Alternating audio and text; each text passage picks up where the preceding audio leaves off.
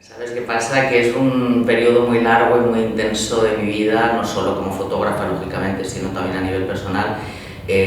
Por tanto, claro, es un proyecto que marca lo que ha sido toda mi trayectoria, no solo en la fase fotográfica, que fueron la década, desde el 91 hasta el 2000, es decir, toda la década de los 90, sino los trabajos posteriores que hice sobre el reencuentro con protagonistas de mis fotografías durante la guerra, el documental que hicimos de Retratos del Alma, y es un proyecto que en realidad dura hasta hoy, porque yo el seguimiento de los Balcanes intento hacerlo, no con la frecuencia que lo hacía antes, pero sí que intento estar vinculada y regresar, ¿no?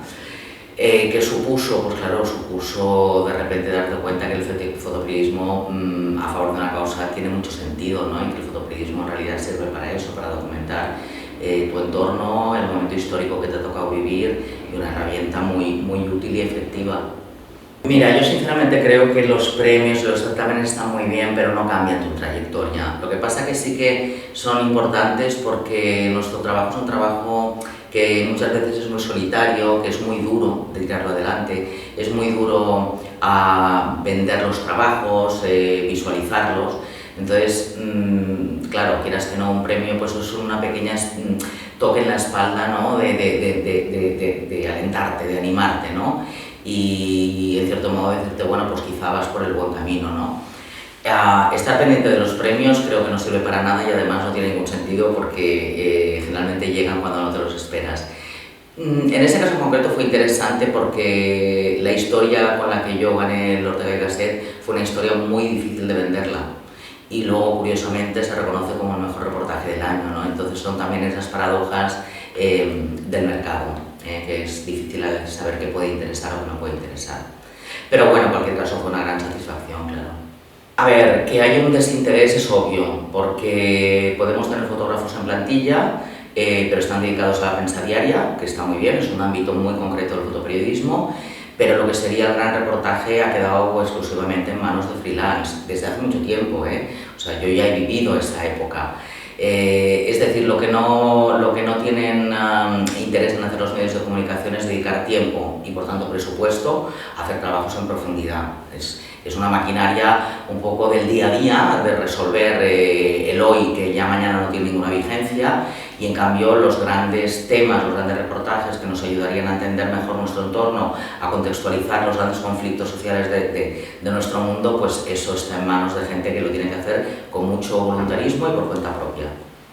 No, porque de voluntarismo no vives, entonces tienes que vivir del oficio.